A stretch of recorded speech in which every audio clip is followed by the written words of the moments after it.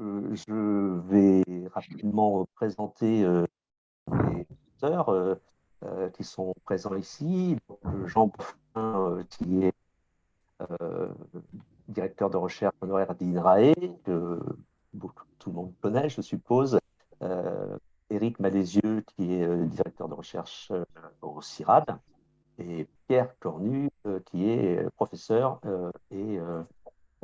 donc de l'Université de Lyon, mais qui est aujourd'hui rattaché à INRAE au département Actes. Et donc, Nadine Villiers, qui est historienne et académicienne de l'Académie d'agriculture de France, est une des deux discutantes de ce webinaire. Je vais donc maintenant laisser la parole à nos auteurs qui vont présenter ils veulent souhaiter mettre en exergue de leur chapitre pour ensuite engager la discussion. Donc, je vous laisse la parole pour que vous puissiez nous dire ce que vous souhaitez nous dire. Donc, vous avez la parole. Merci beaucoup Philippe. Bonjour à toutes et tous, bienvenue dans ce webinaire consacré au chapitre que nous avons coécrit donc à trois, entre historiens et agronomes de manière originale sur une histoire longue de la recherche en agronomie et du rôle de l'agronomie dans la recherche. Notre propos dans ce chapitre a été de retracer la trajectoire de l'agronomie comme champ de recherche, comme pratique de recherche, et d'essayer de comprendre à la fois dans une approche interne, c'est-à-dire de l'intérieur du monde de l'agronomie stricto sensu, mais aussi dans une dimension institutionnelle, en métropole et dans les suds, comment s'est développée la recherche en agronomie. Notre idée, c'est pas simplement de faire un travail d'histoire, c'est aussi de nourrir la discussion sur l'agronomie au présent et dans l'avenir, comment on peut affronter les grands enjeux qui sont ceux de l'agronomie d'aujourd'hui, l'enjeu de la multifonctionnalité, les enjeux majeurs du changement climatique et des transitions nécessaires des systèmes agricoles et alimentaires, la prise en compte de la complexité à toutes les échelles, comment l'agronomie peut se saisir de cette complexité et proposer dans des logiques inter- et transdisciplinaires une mise en discussion de cette complexité, et puis voilà, essayer d'apporter des éléments de discussion à la fois au sein du monde des agronomes et plus largement au sein des mondes de la recherche et des responsables des enjeux de développement et de transition, comment l'agronomie, au vu de sa trajectoire, peut nourrir le débat contemporain et apporter sa pierre aux solutions nécessaires aux défis de ce début de siècle. Il nous semble que décrire et analyser la trajectoire scientifique de l'agronomie nécessite de penser plusieurs emboîtements de pas de temps. On a, dans la longue durée historique, euh, évidemment, une évolution de l'agriculture française et des agricultures d'abord coloniales, puis des pays en développement, dans lequel l'agronomie s'est fait une place progressivement, effectivement, que, il faut comprendre comment un champ de recherche s'est développé à partir d'une discipline qui était essentiellement une discipline d'enseignement et d'expertise et de conseil à l'origine. Je laisserai Éric Malézieux puis Jean Boiffin développer leur thème et je vais donc, pour ma part, planter le décor, si je puis dire, en essayant de vous proposer une mise en contexte large de l'agronomie. D'abord, le premier point qu'il est fondamental de souligner, c'est le fait qu'il y a une ambiguïté sémantique sur le sens du mot agronomie, hein, entre deux usages qui se sont croisés tout au long du temps historique, entre l'agronomie lato sensu, qui est en fait la recherche agronomique, qui est un vaste regroupement de disciplines et de pratiques, et puis l'agronomie stricto sensu, qui elle-même a inscrit dans la durée un questionnement lancinant sur son périmètre exact, sur sa scientificité propre et la manière dont elle se saisissait de son objet, le champ cultivé.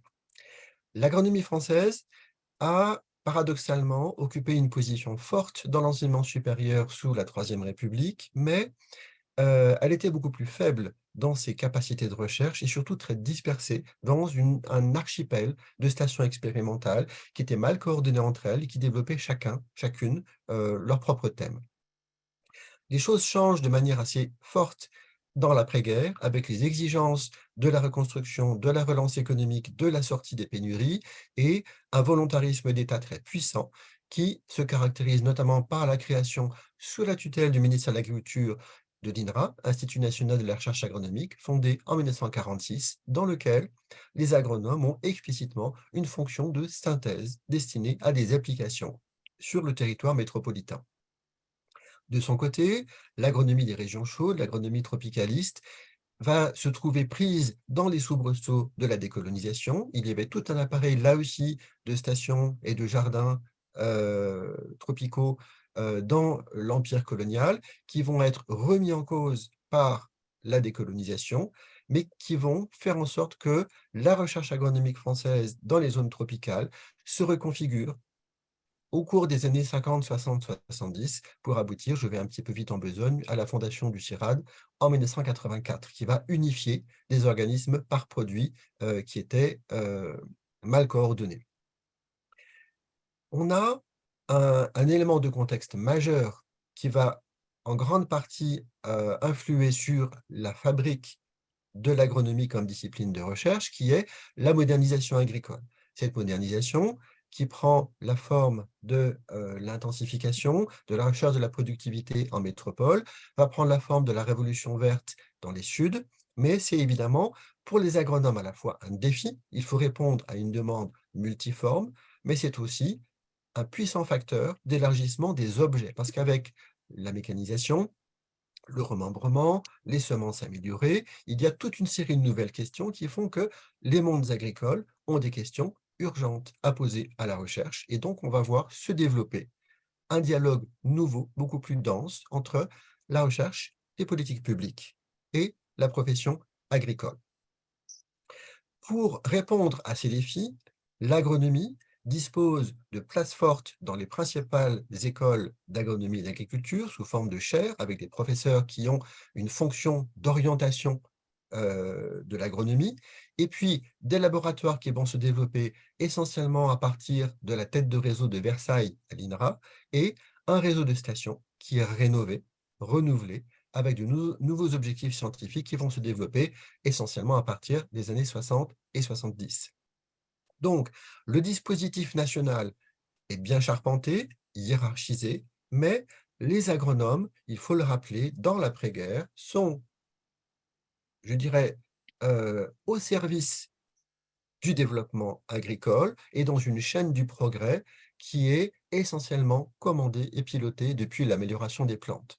Et l'agronomie, comme discipline de la recherche, va devoir se trouver sa place entre la recherche fondamentale et la demande sociale et inventer et prouver la pertinence d'une recherche agronomique qui dépasse les simples questions de fertilisation raisonnée, qui pose des questions de chimie, de physique des sols et d'élargissement des objets. Donc, on voit effectivement que l'agronomie, non seulement va se trouver en situation de répondre à des demandes qui viennent des politiques publiques et de la profession, mais aussi l'agronomie va développer un regard clinique sur les maux, les contradictions de la modernisation, révéler que la mécanisation n'est pas la panacée, que les semences améliorées posent des problèmes aussi, et que le chercheur qui comprend les systèmes de culture est capable d'apporter un regard original sur justement la pérennisation et l'amélioration des systèmes de culture, et que cette position d'interface, cette capacité à entendre les feedbacks du terrain et de la diversité des systèmes de production végétale sur le territoire métropolitain et dans les pays en développement, vont permettre de développer un discours scientifique original. On a toujours une polarisation de ce discours au niveau de la chaire d'agronomie de l'INA, mais désormais avec une articulation bien meilleure avec les stations qui vont permettre effectivement de porter un regard plus global sur ce que l'agronomie peut construire. L'agronomie évolue vers une pensée systémique qui va trouver pour la première fois un point d'accueil dans l'INRA avec la création d'un département dédié aux approches systèmes, le département SAD, créé sous l'autorité de Jacques Pauly en 1979, le département système agraire et développement, qui va accueillir une pratique de l'agronomie système ouverte à l'interdisciplinarité. Les agronomes, à la fin du XXe siècle, vont effectivement se tourner vers un dialogue intense, pluridisciplinaire, aussi bien au nord qu'au sud, pour élargir leur palette et montrer la pertinence de leur rapport à une pensée du développement dans un modèle qui ne peut plus être simplement une chaîne du progrès descendante et dans laquelle il faut prendre en compte les aspirations et les rationalités des acteurs.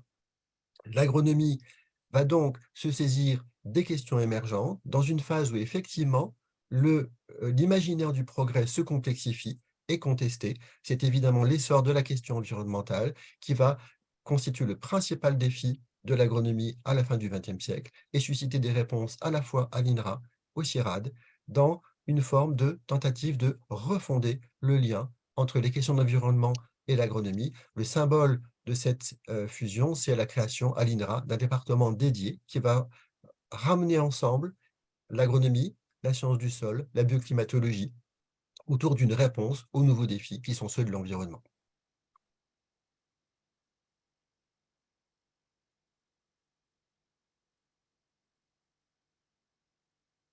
Merci Pierre. Donc, je suppose que maintenant c'est Eric qui va suivre ce dialogue en parlant de la dimension géologique. Je pense que Eric, tu n'as pas le son. Je te le remets. Oui, je vous avais enlevé le son, excusez-moi, parce qu'il y avait du bruit. Donc, remettez votre son quand vous intervenez. Voilà, Eric, tu peux y aller. Bonjour, merci Philippe, merci Pierre. Donc, nous allons maintenant tenter d'analyser comment, dans les deux situations différentes du Nord et du Sud, ont été pris en charge les différents enjeux de l'avenir. Et on peut se demander en particulier si cette dualité Nord-Sud, qui est donc propre à l'agronomie française, a favorisé ou au contraire entravé la prise en charge de ces enjeux.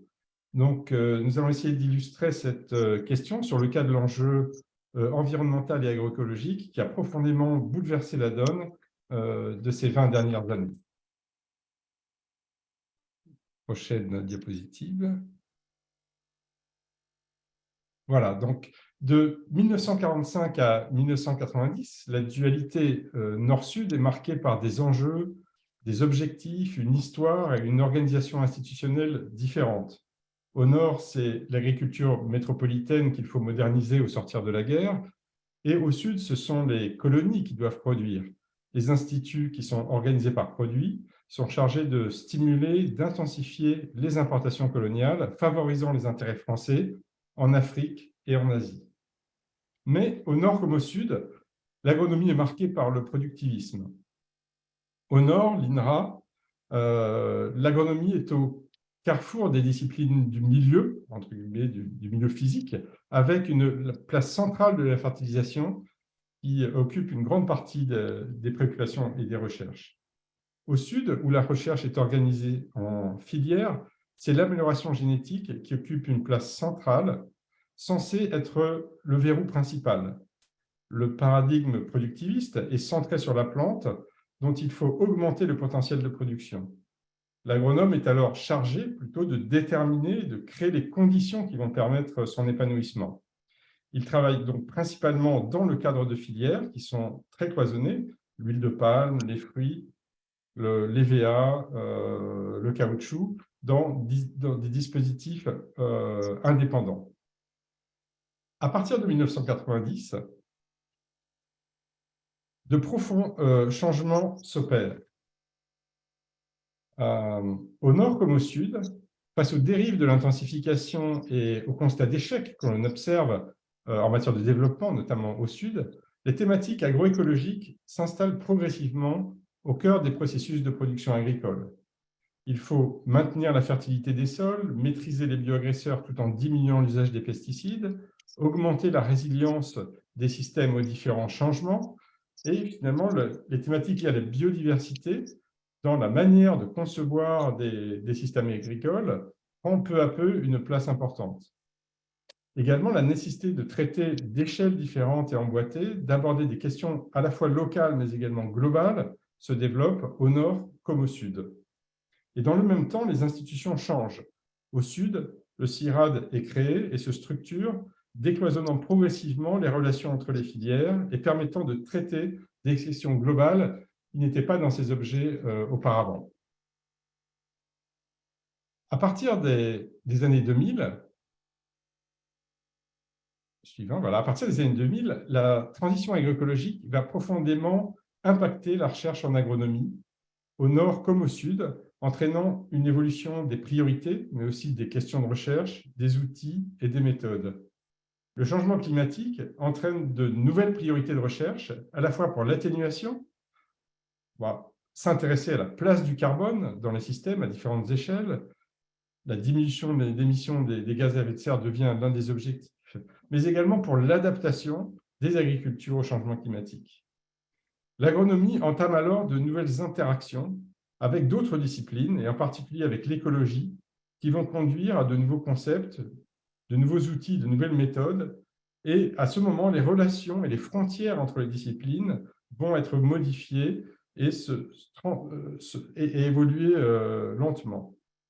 Et permettre aussi de traiter de nouveaux objets, comme l'agroforesterie, qui était relativement peu étudiée par les agronomes auparavant. En définitive, malgré une dualité d'organisation de la recherche qui persiste, même si elle s'atténue, on observe une convergence et une unification des concepts, des méthodes et des outils entre le Nord et le Sud. La dualité d'organisation de la recherche Nord-Sud devient un facteur favorable au développement de la discipline, qui a trouvé dans chacune de ces structures, finalement, un terreau favorable.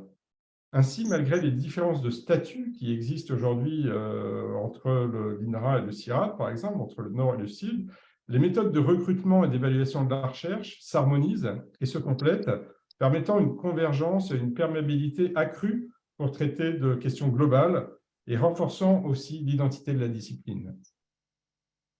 Je vais laisser la parole maintenant à Jean pour la suite de l'exposé. Merci Eric. Bonjour à tous. Donc, troisième séquence qui est plus axée sur la dynamique scientifique et technologique. Comment la recherche en agronomie a-t-elle accéléré et voire parfois malheureusement retardé la prise en charge des enjeux de l'avenir? Et je vais essayer d'illustrer ça sur le cas de l'enjeu multifonctionnalité. Qu'est-ce que ça veut dire? Ça veut dire que dès lors que l'agriculture doit assurer conjointement production, gestion de l'environnement et alimentation, bien alors l'agronomie doit comprendre, prédire les processus qui sont relatifs à ces trois fonctions. Et la recherche en agronomie est censée aider à ça. Alors, comment justement la recherche en agronomie est-elle devenue, au moins en partie, multifonctionnelle? Ça s'est déroulé sommairement en 4 épisodes.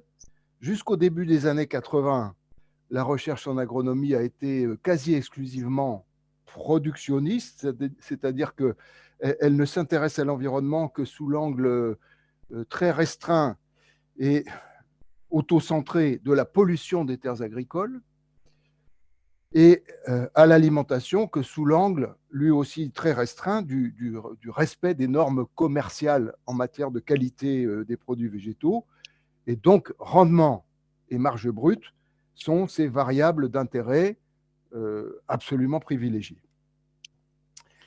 Alors, en 1980, le rapport Hénin, activité agricole et qualité des eaux, marque une rupture à nos yeux fondamentale.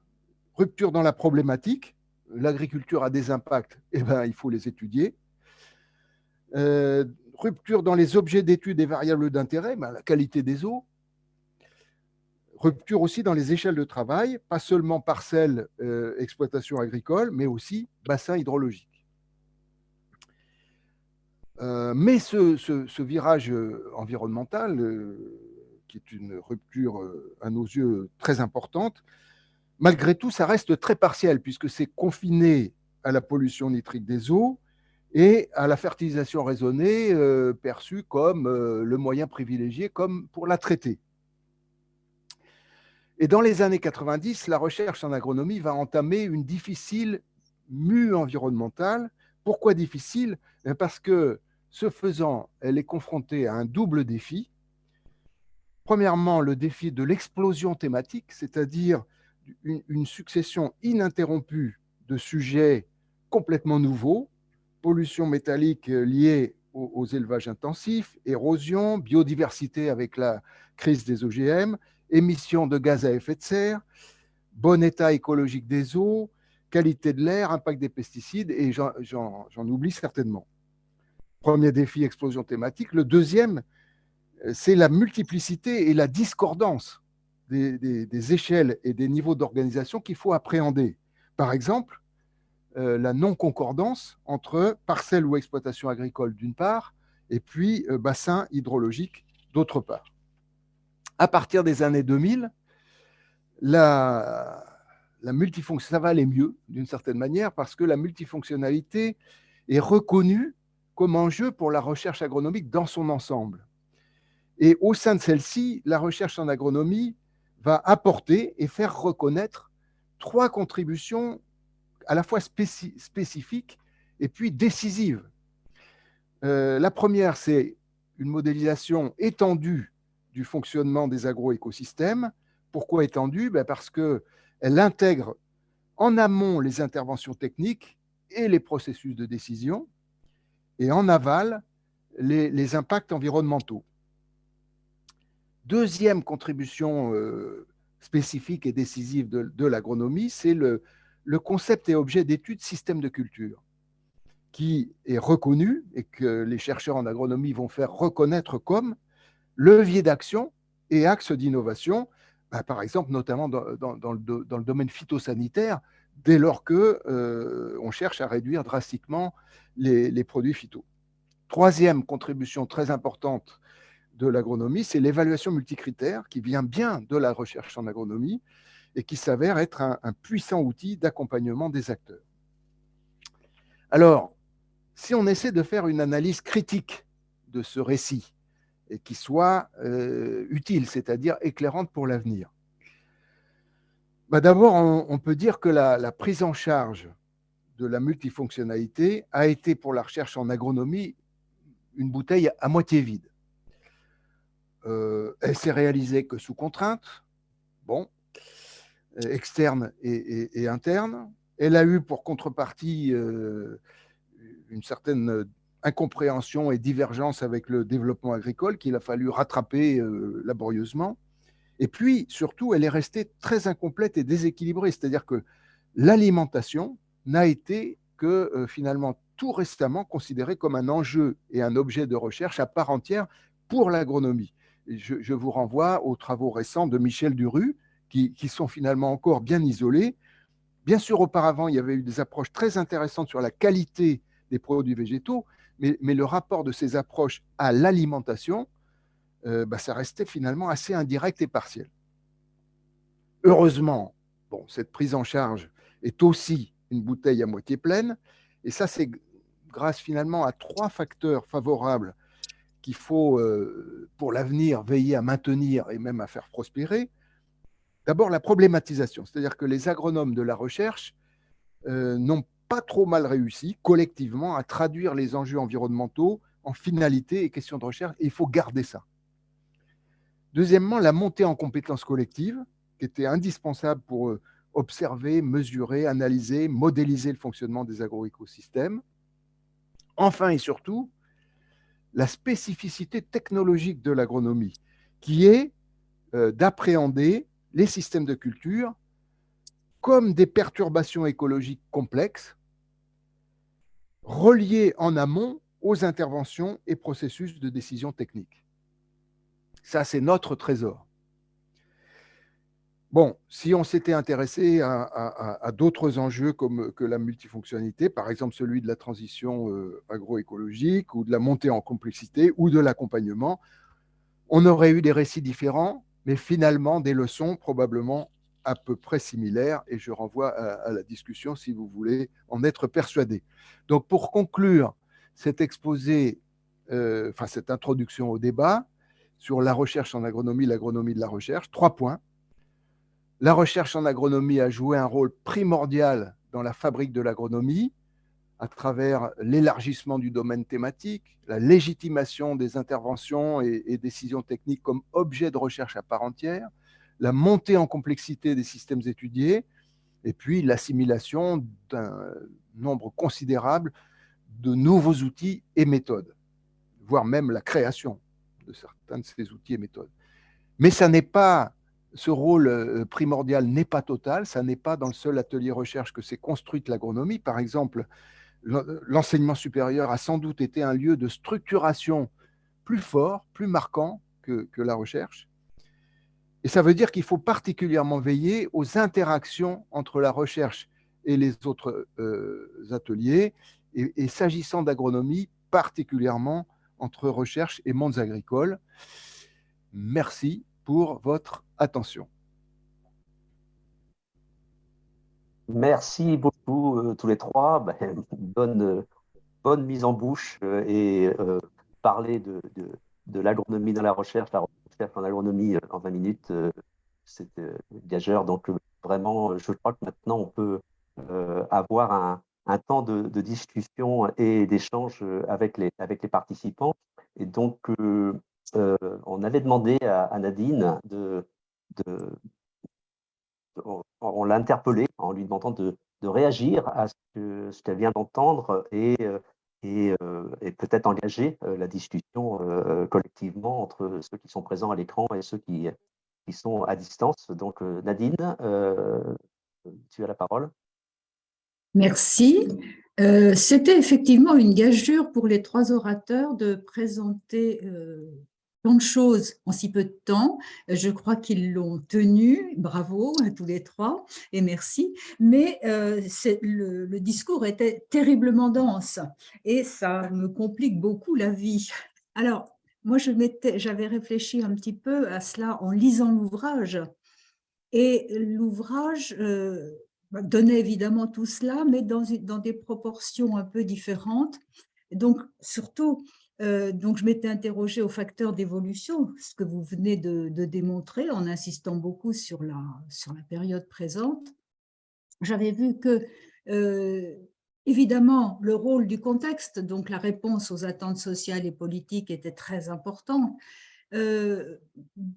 Du point de vue historique, et Pierre l'a rappelé, le rattachement institutionnel a donné et fait évoluer le statut de la recherche. Les méthodes sont devenues au fil des années beaucoup plus exigeantes. Et il vient aussi tout de suite de le rappeler, Jean a montré l'importance de l'association avec l'enseignement supérieur. Alors, ce qui m'avait frappé en lisant le chapitre de l'ouvrage, c'est qu'on faisait, c'était normal, c'était beaucoup plus développé, on insistait beaucoup sur le rôle des personnalités.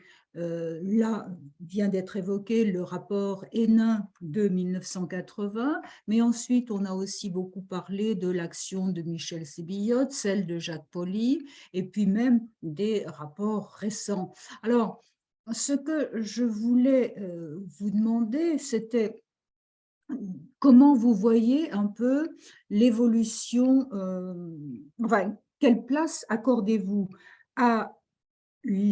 au contexte,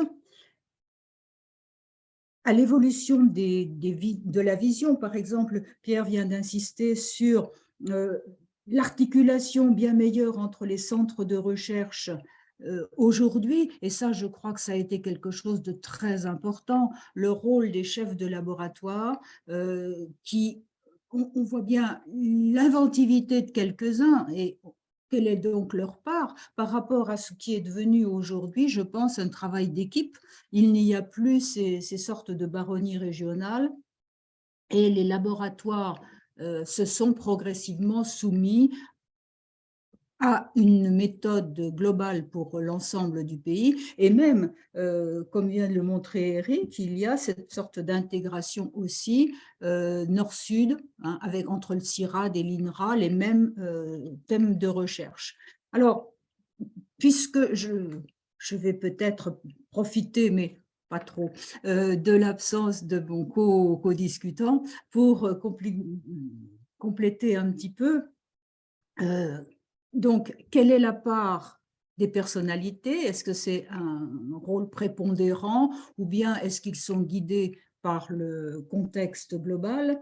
Et puis, d'autre part, ce thème de la multifonctionnalité me fait penser à la question de l'intégration au sein de la recherche mondiale, enfin, oui, au moins européenne.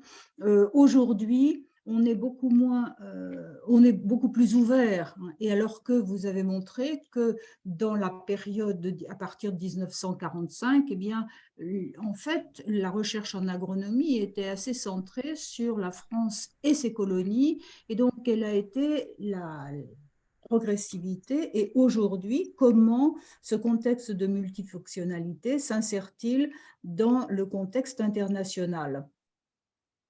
Bon, voilà une première question, si je peux dire. Je ne complique pas plus en vous laissant le temps. Alors, qui veut prendre la main pour répondre à Nadine? Je vais peut-être donner quelques premiers éléments de réponse, d'autant que les questions de Nadine posent des problèmes de méthode historique. En effet, pour aller un petit peu dans la fabrique de l'agronomie, il faut rappeler que pour arriver à documenter cette histoire de l'agronomie sous tous ses aspects, il nous a fallu penser en termes de témoignages, d'archives, de revisite des écrits. Et du point de vue de l'historien, la corporation des agronomes, en tout cas dans ses formes passées, est très difficile à saisir, à pénétrer, parce que les agronomes ne sont pas des grands bavards, ils ne se répandent pas en explications méthodologiques et historiographiques dans leurs écrits. Jusqu'à une date très récente, ils publient très peu. Les agronomes ne sont pas des grands publiants dans les mondes scientifiques, et donc c'est poser la question de comment saisir le style des agronomes, leur mode de pensée, leur façon de voir les choses. Et là, je rejoins la question des grandes figures. En fait, le monde des agronomes, dès le début du XXe siècle, a pris l'habitude de déléguer à des figures d'autorité, très souvent à des professeurs titulaires de chaires, plutôt expérimentés, la fonction de tenir un discours de synthèse, un discours d'autorité, un discours de cadrage de ce que doit être ou ce que peut être l'agronomie. Et donc, ça veut dire que, en fait, l'agronomie française, elle a été dépendante de deux variables fondamentales. La première, c'est le fait que c'est un monde d'ingénieurs. Et je pense qu'effectivement, dans la singularité de l'émergence de l'agronomie française, il y a le fait que cette discipline, pour autant qu'elle soit devenue discipline, est née d'un monde de l'ingénierie, d'écoles d'ingénieurs, donc avec l'idée d'une pensée de la pratique, d'une pensée de l'impact de la connaissance dans les pratiques. Et deuxièmement, les quelques grandes figures qui ont occupé durablement des chaires d'agriculture ou d'agronomie ont donné une orientation très puissante à l'agronomie. Et je pense notamment au rôle d'Albert de Molon entre l'entre-deux-guerres et l'immédiate après-guerre sur l'importance de la physique du sol. Je pense ensuite à l'importance de Stéphane Hénin, qui a été le premier à apporter une réflexivité sur le métier de l'agronome. Que fait l'agronome au juste? Qu'est-ce que c'est que cette boîte noire du bricolage de la fertilité? On fait quoi quand on pense à utiliser la connaissance de mécanismes physiques, chimiques et biologiques pour produire une production végétale? C'est quoi ce métier-là? Qu'est-ce que ça veut dire? Stéphane Hénin se pose la question à la place de tous les autres, en quelque sorte. Il y a vraiment cette idée qu'il est l'homme qui apporte, depuis ses positions de directeur scientifique et de professeur, alternativement, qui apporte une réflexion sur le métier de l'agronome et sur la science de l'agronome. Et ensuite, il y a effectivement une diversification des successeurs. On a parlé de Michel Sébillot, qui joue un rôle fondamental dans l'approche système de l'agronomie. Et donc, ces fortes personnalités vont incarner à la fois la discipline son programme, son épistémologie et donner effectivement une tonalité, une coloration à l'agronomie dont il est difficile de se rendre compte aujourd'hui, effectivement, de à quel point c'était dépendant de fortes personnalités il y a 30, 40, 50 ans. Et je pense qu'effectivement, aujourd'hui, l'agronomie est beaucoup plus diverse, elle est devenue beaucoup plus collective, beaucoup plus transversale dans son dialogue scientifique, mais elle vient d'un monde d'ingénieurs hiérarchisés, polarisés autour des grandes chaires. Oui, alors est-ce que je peux me permettre de rebondir parce que la réponse est très intéressante, mais est-ce que c'est vraiment, vraiment différent des autres domaines? Comparons, puisque nous connaissons les sciences humaines, il y a quelques décennies, c'était les grands pontes qui parlaient, point barre. C'est différent? Alors, Effectivement, on est passé, alors on va dire en étant un peu caricatural, entre l'avant et l'après 68 dans les mondes de la recherche, d'un modèle très descendant, hiérarchisé, à un peu plus de transversalité, voire de contestation de la figure du mandarin, quels que soient les mondes de la recherche. Même s'il a de beaux restes dans la recherche française, on ne peut pas dire que le modèle est complètement disparu. Mais je pense qu'en agronomie, cet esprit ingénierial a fait que la figure de l'ingénieur en botte, de l'ingénieur qui connaît son terrain, qui agit plus qu'il ne parle, est restée plus forte, plus longtemps que dans d'autres mondes de la recherche. Et justement parce qu'à l'INRA, le pouvoir était à l'amélioration des plantes, à la génétique, les agronomes ont voulu prouver par la pratique, par leurs résultats, qu'ils étaient compétents, performants, pertinents et que leur capacité à affirmer un discours scientifique est arrivée quand même plus tardivement que dans d'autres disciplines qui ont voulu plutôt se mettre sur le diapason du CNRS, de l'INSERM, etc., à produire un discours scientifique légitime, fondé sur des publications, des thèses, etc. Je pense que l'agronomie a une trajectoire et une chronologie subtilement différentes. Mais je vais peut-être laisser la parole à mes collègues pour compléter ou nuancer ce propos. Oui, je veux vas-y, bien, Eric. je veux bien juste donner quelques éléments compléments dans la poursuite de ce qu'a exprimé Pierre, avec cet éclairage nord-sud peut-être. Alors c'est toujours difficile je ne suis pas historien, mais dans l'histoire de replacer l'importance de telle ou telle personnalité dans le flux des événements. Mais ce qu'on peut souligner quand même, c'est que les mêmes personnages ont joué des rôles importants au nord comme au sud.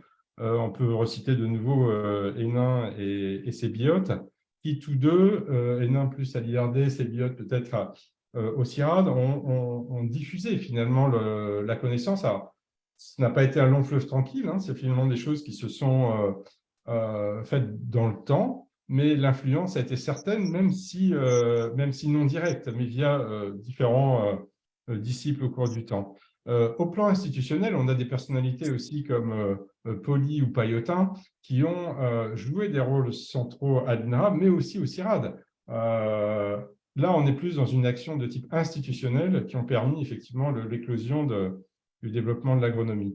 Alors, Pierre soulevait la question du domaine des ingénieurs et des chercheurs. Et là, le parallèle est également très intéressant parce qu'au sud, les mêmes éléments ont été vécus avec cette dialectique permanente dans l'agronomie entre l'agronome ingénieur et l'agronome chercheur et cette dialectique entre la recherche académique et l'action. Et cet élément est évidemment constitutif de l'agronomie et est ressenti dans chacun des agronomes, je pense, qu'il soit au nord comme au sud, et c'est un élément extrêmement important. Jean? Un tout petit, enfin deux tout petits rajouts. Ouais. Entre personnalité et contexte, finalement, il y a des interactions. C'est-à-dire que ces grandes personnalités, indépendamment ou en plus de leur génie propre, et Dieu sait si c'était des gens intelligents, etc., et de grands, avec une vista extraordinaire, en fait, ils ont joué leur rôle pleinement parce qu'ils ont su ou parce qu'ils ont eu la chance ou l'opportunité de s'insérer dans un contexte et dans des dynamiques de contexte. Regardez la manière dont Hénin a su lire la montée des préoccupations environnementales et entraîner l'agronomie dans cette dynamique. c'est tout à fait remarquable. Donc, c'est un premier exemple. Sébillot c'est incroyablement adapté et inscrit dans toute la dynamique des politiques publiques en matière de développement agricole. Il a énormément su lire et valoriser, notamment à travers tous les recrutements qu'il a assurés, enfin, ou les débouchés qu'il a assurés à ses étudiants dans le développement agricole. Il a su lire et faire profiter l'agronomie de la dynamique du développement agricole et des aspects positifs de la modernisation. Il a su lire aussi la période de trouble qu'a été pour le développement agricole et de remise en question qu'ont été les états généraux du développement, les premiers mots de la modernisation qu'a évoqué Pierre tout à l'heure. Donc, en fait, il faut bien penser à l'interaction contexte-personnalité. La deuxième chose que je voulais rajouter, c'est que c'est l'extraordinaire continuité que ces personnalités, c'est la remarquable continuité, y compris chronologique, que ces personnalités ont su assurer à travers un comportement particulier, absolument remarquable, qui est le comportement socratique. Hénin, c'était Socrate. Hénin, c'était Socrate. Et tous ses disciples, tous ses descendants intellectuels, se sont caractérisés par un recours à la maïotique qu'on ne trouve pas, qu'on ne trouve pas dans les autres disciplines. C'est une marque de fabrique de l'école Hénin, si on veut. Et donc, il ne faut pas non plus isoler tel ou tel individu.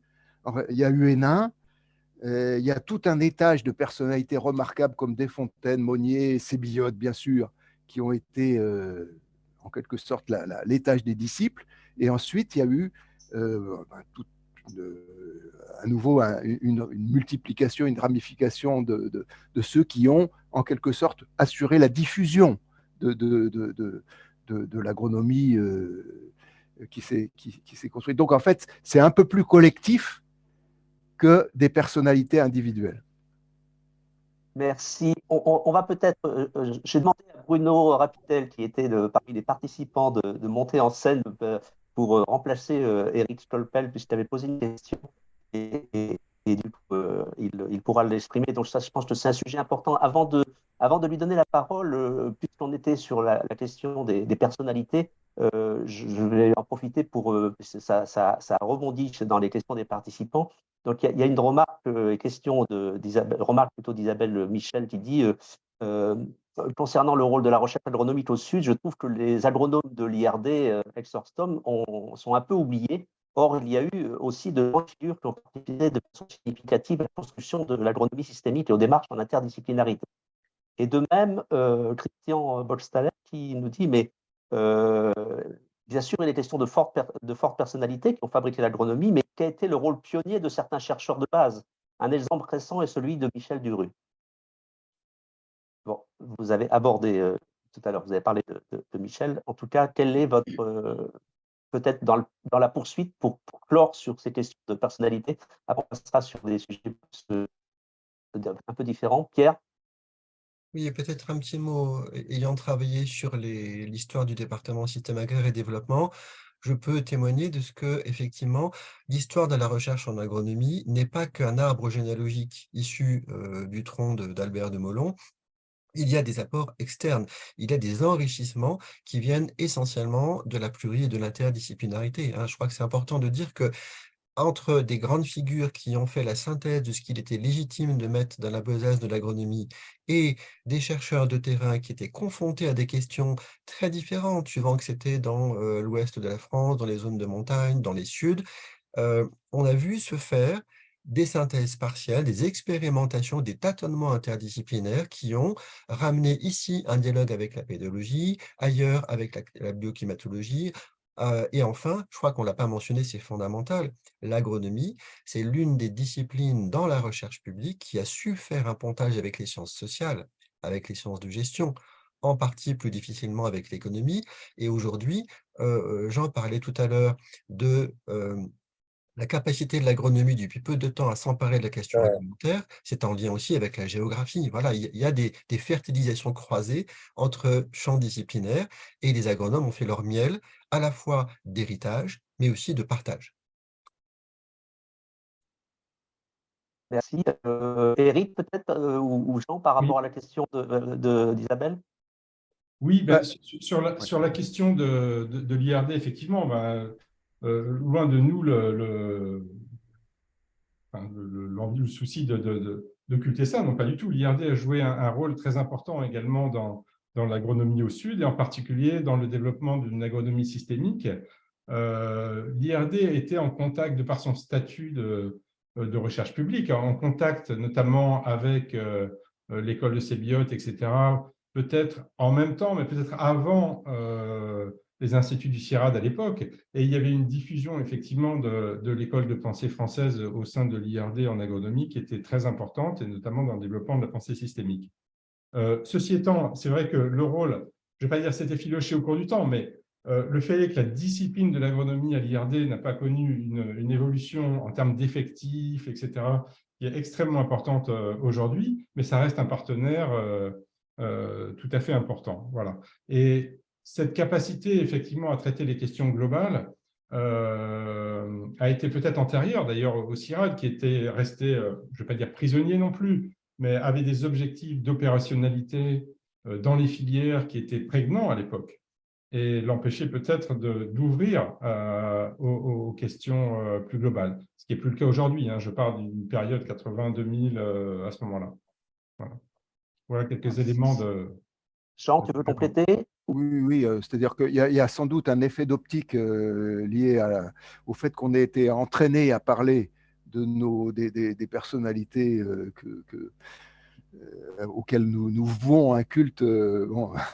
Mais dans notre écrit, on n'en parle finalement pas tellement. Pas tellement, hein. Donc, bon, il est tout à fait légitime de relativiser ça. Bon, il n'empêche que, à certains moments particuliers, ces personnes-là ont su être à la fois des concepteurs, des penseurs et des porte-paroles décisifs. Bon.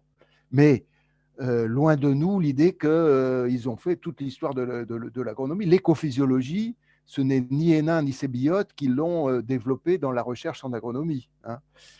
Sébiote a été très réticent à étudier les questions environnementales jusqu'à une certaine époque de sa vie, etc. etc.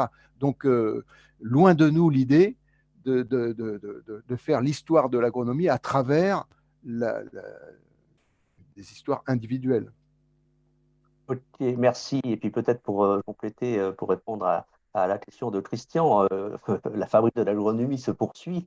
Et donc, demain, des agronomes d'aujourd'hui seront cités par rapport à la compréhension et à la façon de penser l'évolution de l'agronomie en lien avec des nouveaux objets qui aujourd'hui sont quand même nombreux. Et donc, on reviendra peut-être sur ces sujets, mais un peu plus tard parce qu'il y a d'autres questions. Et donc, je vais donner la parole à Bruno, puisque en tant que deuxième discutant par rapport à ces questions de multifonctionnalité, Bruno avait posé une question et je vais proposer de la poser à l'oral. Et du coup, il représente son collègue Eric Stolpel. Bruno. Voilà, je le représente sans doute. Merci Philippe, merci de m'avoir invité donc à discuter un petit peu. Et donc, je représente Eric, dont on a vu qu'il était en voiture et qu'il a dû se déconnecter sans doute malgré lui. Alors, deux très courtes questions. La première un petit peu à Jean et la seconde sans doute un peu plus à Eric Malizieux. Donc, Jean, tu as choisi de centrer cette ouverture de l'agronomie autour de la multifonctionnalité. Il y a un autre concept qu'on a vu arriver à peu près au même moment, voire un petit peu avant, peut-être à l'international, qui est la durabilité. Là. Et j'aurais tendance à penser que la multifonctionnalité, c'est un truc, si tu me demandes comment on traduit ça en anglais, je vais devoir réfléchir un petit peu, alors que durabilité, on arrive assez facilement. Or, la durabilité, je ne veux pas jouer sur l'histoire des mots, mais ça introduit une notion de temps et en particulier de projection dans le futur qu'il me semble que la multifonctionnalité n'introduit pas. Or, et en particulier quand on intervient au Sud, je trouve que c'est un gros défi, c'est-à-dire de faire que des acteurs prennent des décisions aujourd'hui sur des choses dont on les prévient que ça va nous arriver demain. Alors, par exemple, pour le changement climatique, c'est complètement prégnant. Je trouve que c'est aussi une grosse évolution. Ça, c'était ma première question. La seconde question, plus à Eric, peut-être à l'ensemble. On parle d'agronomie. Maintenant, si on essaye de recruter quelqu'un et on ne met pas agroécologie dans le profil de recrutement, on n'aura personne. L'agroécologie est intervenue de façon extrêmement... elle nous oblige un petit peu tous, et du coup, j'ai un petit peu l'impression qu'elle nous est venue de l'extérieur, en particulier d'expériences au Brésil, en Amérique latine, etc. Et voilà, et tu n'as pas du tout cité le rôle un petit peu particulier de l'agronomie tropicale dans cet apport, je dirais. Et je pense qu'au vu de la transformation de l'agriculture française actuellement, je pense que l'agronomie tropicale risque d'être une sorte de futur creuset de l'agronomie, quelque chose comme ça. Enfin, il risque d'y avoir des enjeux particulièrement importants à traiter en agronomie tropicale qui seront peut-être un petit peu plus dilués en agriculture tempérée. Et voilà, me semble-t-il. Voilà, j'ai terminé pour mes 2 petites interventions. Merci Bruno. Et je commence. Jean. Oui, donc enfin, aucun sujet de désaccord, c'est-à-dire, bon, si on essaye de prendre les termes, non pas comme des slogans, mais plutôt comme des, comment dirais-je, comme des concepts heuristiques, qui aident à réfléchir, et à avancer. On va prendre multifonctionnalité et durabilité, et on ne va rejeter aucun des deux, et on ne va surtout pas les opposer. Alors après, la question est de savoir comment est-ce qu'on les emboîte. Pour moi, la durabilité est emboîtée dans la multifonctionnalité. C'est-à-dire que la multifonctionnalité implique non seulement signifie que non seulement il faut produire, mais que conjointement, il faut assurer la pérennité de l'agroécosystème. Voilà. Donc, il y a un aspect de durabilité, qu'il faut gérer l'environnement, et donc la durabilité revient, et qu'il y a aussi l'alimentation à prendre en compte. Autrement dit, on va les combiner. Bon.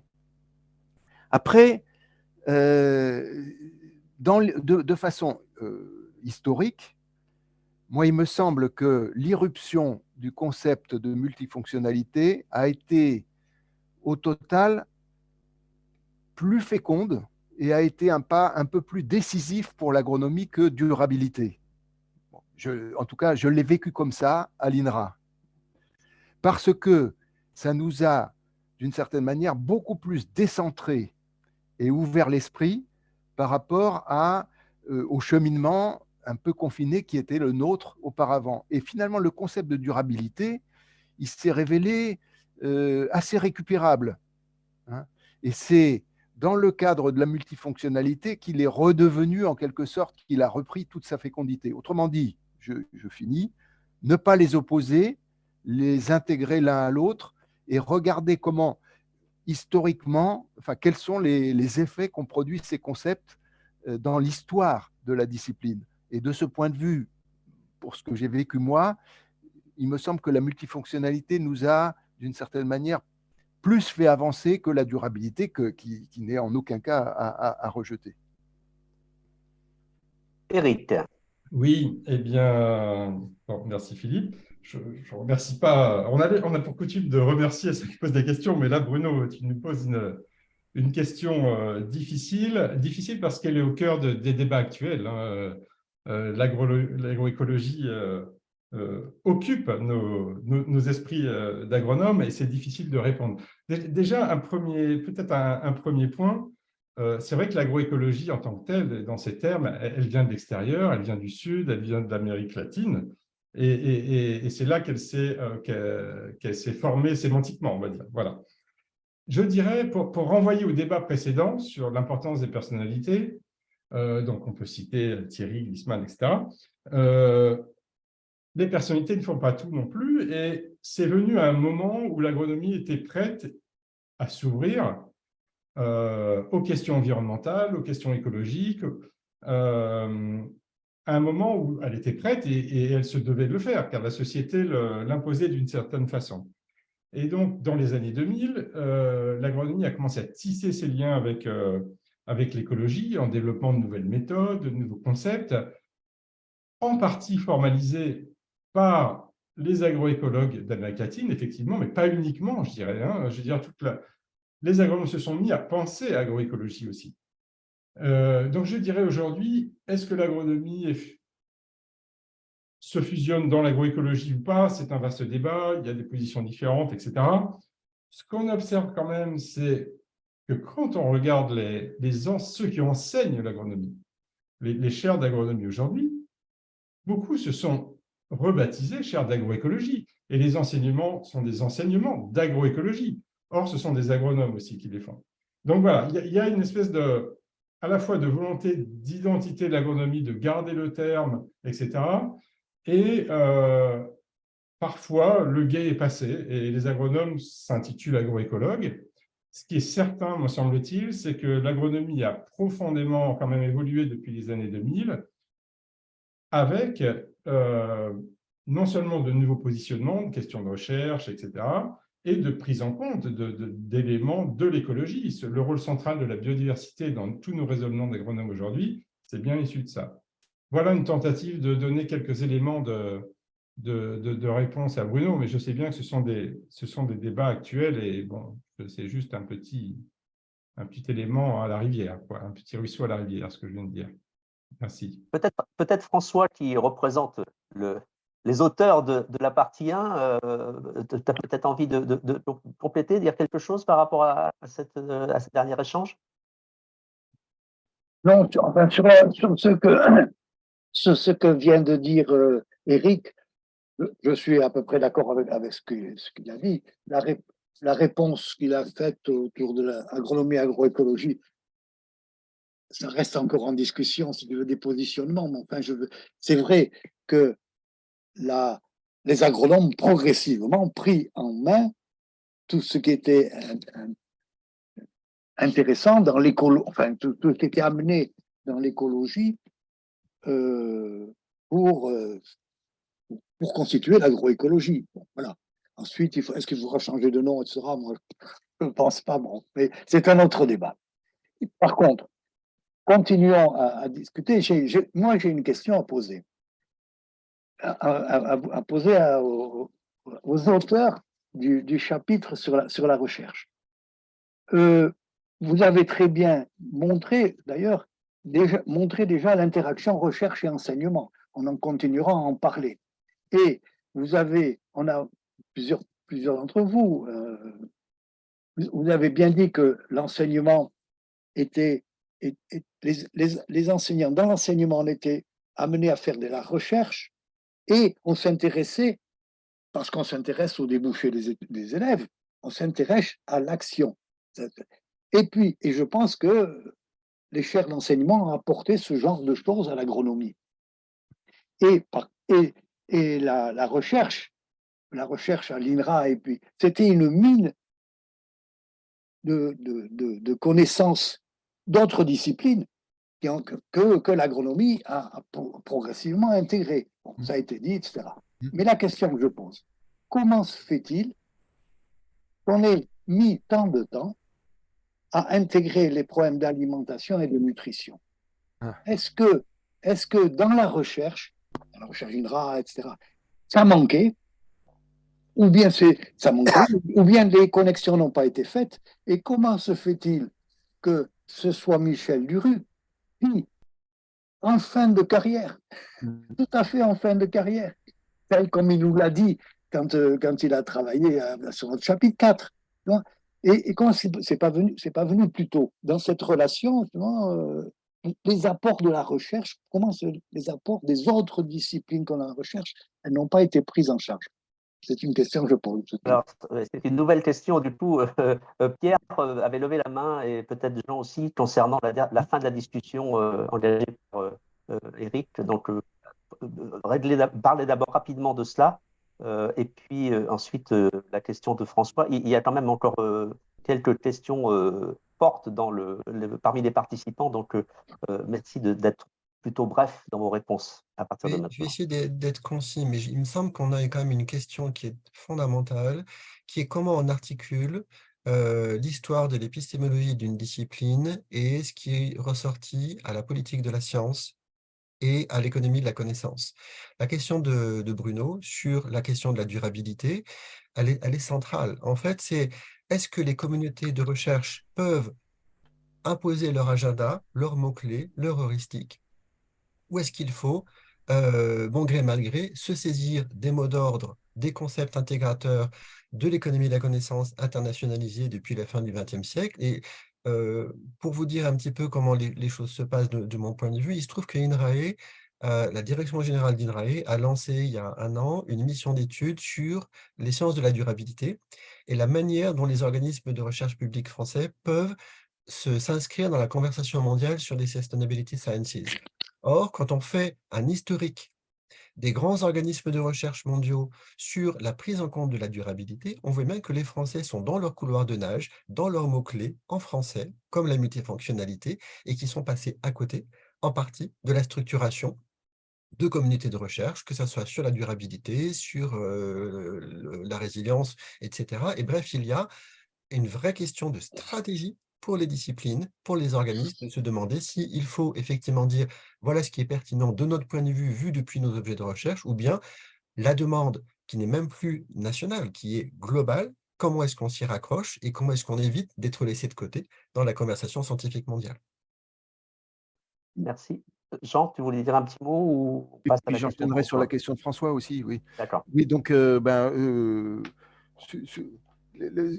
que vient de dire Pierre est tout à fait vrai et réversible.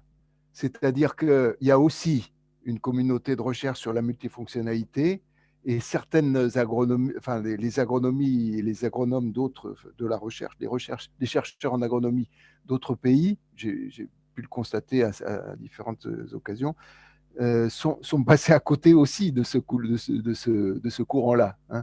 Donc, en réalité, justement, le problème, c'est de pas, comment dirais-je, de pas que les mots-clés ne deviennent pas des slogans et des doctrines. Voilà. Donc, moi, je ne veux pas m'appeler agroécologue pour une raison qui est que j'aurais l'impression d'être amputé intellectuellement de toute la dimension, d'une certaine manière technologique, c'est-à-dire celle qui étudie les techniques et les processus, les interventions, les systèmes de culture et les processus de décision qui, en amont, génèrent ces actions. Voilà pourquoi. Bon. Et ce faisant, j'accueille très volontiers l'agroécologie comme une partie, mais une partie seulement, enfin, au sens scientifique, de l'agronomie. Et je suis prêt à me mettre au service de l'agroécologie ensemble de pratiques. Et par ailleurs, j'accorde mon vote et je suis très sympathisant de l'agroécologie mouvement d'idées. Voilà. Hein, donc, bon. Alors, la question de François. Eh ben, la question de François, nous ne pouvons pas y répondre. C'est une super question. Une piste de réponse au vu de ce que Eric et au CIRAD, et moi à l'INRA, on a pu voir, et peut-être que la manière dont le domaine de l'alimentation a été, est peut-être du côté du partage des tâches qui a eu lieu dans les institutions de recherche sur l'objet alimentation, et dont l'agronomie a été finalement complètement exclue. Bon. Simplement, ça serait une réponse de facilité de se cantonner à ça et de dire on a été exclu, donc c'est à cause de ça qu'on ne s'en est pas saisi, parce qu'on a été très passif là-dessus. Et donc, je suggère de chercher la réponse du côté de la manière dont le partage des tâches a évolué. Et d'ailleurs, ce qui est intéressant, c'est que justement, la dynamique de ce partage des tâches a été très différente sur l'environnement.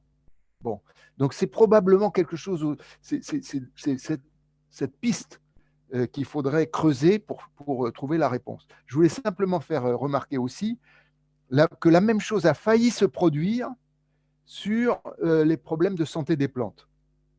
À un moment donné, l'agronomie s'est complètement retirée du champ de la santé des plantes. Et on peut expliquer pourquoi. Je ne le fais pas ici, sauf si vous me demandez.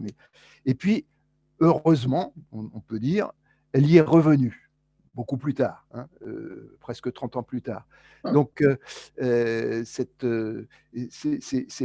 peut-être en mettant en parallèle ces deux histoires qu'on arriverait à répondre à la question de François, et c'est un champ de recherche historique intéressant. Bien, il est 12h08, il nous reste 7 minutes, il y a 4 questions, mais je ne vais pas les poser dans l'ordre. Il y a deux types de questions qui envoient au lien entre les ateliers. Il y en a une plutôt sur le lien de la recherche au monde universitaire et l'autre sur le lien de la recherche au développement. Il y a deux webinaires, les deux webinaires à venir, celui de la semaine prochaine portera sur l'enseignement et donc du coup, on abordera aussi cette relation. Donc là, on les passera en dernier. Et je voulais d'abord poser la question de Marie-Sophie. Est-ce qu'on peut dire que l'agronomie a été traversée ou est traversée par différents courants de pensée? Des débats sur la vision de la discipline, est-ce qu'il y a des courants hétérodoxes? Ou au contraire, il n'y a pas d'hétérodoxie comme on peut le voir dans d'autres disciplines où c'est pas structuré du tout, et si oui, pourquoi? Est-ce que vous avez, je pense que c'est important, on est vraiment dans le cœur de l'évolution de la discipline dans la recherche. Eric? Oui, quelques éléments sur ce point-là. C'est vrai que notre présentation donnait l'impression finalement d'une évolution, d'un long fleuve tranquille qui va d'un point A à un point B. En fait, il n'en est rien. Il n'en est rien. C'est sûr que cette évolution, elle est marquée par des débats intenses, voire des luttes entre des systèmes de pensée, des influences différentes, etc. J'en citerai un qui reste marquant, je pense. Par exemple, l'émergence de l'écophysiologie, qui a fait partie intégrante de l'agronomie, je dirais, dans les années 80, pour soudainement, me semble-t-il, rompre, finalement, choisir un autre courant, se rapprocher de questions de recherche de l'amélioration des plantes, de la génétique, de la génomique, etc. Alors qu'au moment où l'agronomie se tournait plutôt vers les disciplines de l'écologie, de la prise en compte de la biodiversité, etc. Voilà un exemple de débat interne scientifique intense qui n'est pas solde et qui est en permanence, je dirais. La manière des interactions avec l'agroécologie aujourd'hui en est aussi l'exemple. Il y a des débats intenses autour de pratiques aussi parfois. Je fais l'exemple du semi-direct qui fait l'objection, qui a fait l'objet il y a une vingtaine d'années de luttes sourdes là autour de pratiques pour le coup. Donc on est entre une posture de recherche, d'ingénieur qui génère finalement des situations relativement conflictuelles qui finissent par se résoudre avec le temps, mais qui font l'objet de débats. Voilà. Merci. Eric, Jean? Moi, je voudrais citer deux controverses très violentes, très violentes, qui ont traversé l'agronomie dans la période qu'on a étudiée. Enfin, l'une très violente, l'autre, et puis qui poursuit. C'est phytotechnie versus agronomie, ou même, je dirais, agronomie écologique. Ça a été un conflit très violent qui s'est traduit d'ailleurs par des enfin très violent, bon, autant que peut l'être un conflit qui n'était pas seulement intellectuel, hein, il y a de gros enjeux de pouvoir, et à un certain moment, la moitié, si ce n'est les 2 tiers des chaires d'agronomie des écoles d'ingénieurs étaient d'un côté celui de la phytotechnie, alors que le courant de l'agronomie autonome, discipline autonome, s'apparentant à l'écologie, était extrêmement minoritaire. Bon, ces 2 courants se disputaient férocement les crédits, les postes, l'affluence, le pouvoir, et le triomphe de l'agronomie scientifique, discipline, etc., premièrement, n'a été que acquis de haute lutte, et deuxièmement, n'est pas définitivement acquis, absolument pas définitivement acquis. Bon. Et à travers finalement on voit très bien qu'il peut ressortir, y compris sous couvert d'agroécologie aujourd'hui. Donc ça, c'est un premier exemple. Et il y a une deuxième, je dirais, controverse et un deuxième conflit, et finalement, qui traverse toujours c'est agronomie académique, et particulièrement recherche en agronomie académique, soucieuse de performance académique, versus agronomie qui a aussi un pied dans le monde agricole, et qui interagit avec le développement et qui interagit avec les acteurs. Voilà, tout en étant de bonne tenue scientifique. Donc, je n'en dis pas plus, mais voilà encore. Voilà oui. Je vais poser une seule question, regroupant les 3 dernières questions, parce que c'est dans la continuité de ce que tu viens de dire, Jean. La question de Marc qui dit dans quelle mesure la présence de l'agronomie au sein des universités regroupant toutes les disciplines change-t-elle la nature de ces relations recherche-agronomie? Donc ça renvoie à ces questions de académique versus relation aux acteurs. Et puis 2 questions d'Hubert et de Guy concernant la distance entre la recherche et le développement agricole qui n'a cessé de croître. Comment vous l'expliquer, comment réduire la distance? Et Guy qui pose la question, est-ce que cette relation n'a pas été liée justement à la montée en puissance de la publication scientifique?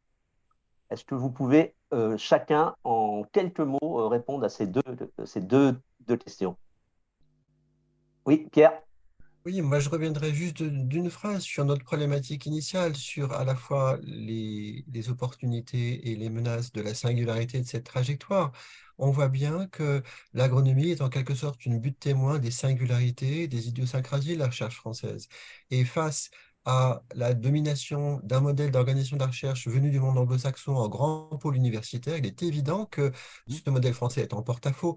Il ne s'agit pas de rendre les armes et de renoncer à toute originalité. Il s'agit de faire avec l'état du monde de la recherche des rapports de force, de ce qui fait la programmation, les financements, les recrutements aujourd'hui. On a aujourd'hui des outils gigantesques d'orientation de la recherche qui ne viennent pas de ce modèle d'ingénierie d'action publique.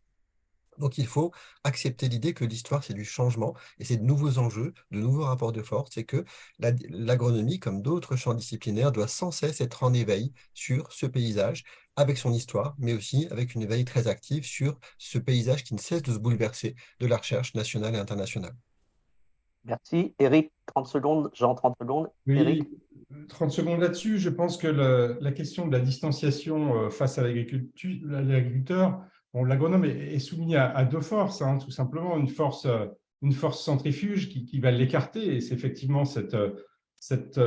l'académisme finalement, et cette nécessité de publier, de s'extraire de la présence directe pour exercer une production scientifique. Et d'autre part, la force de rappel. L'agronome reste aussi, comme on l'a vu, même s'il est chercheur, il reste aussi un ingénieur, et cette nécessité d'interagir directement avec l'agriculteur à travers de tout ce qu'on a pu appeler recherche-action, recherche participative, toutes les formes d'intervention qu'il peut y avoir avec les agriculteurs. Donc, il y a à la fois une distanciation qui s'exerce et une force de rappel qui est permanente et qui est inhérente à l'agronomie, je pense. Voilà. Jean? Je partage totalement ce que vient de dire Eric.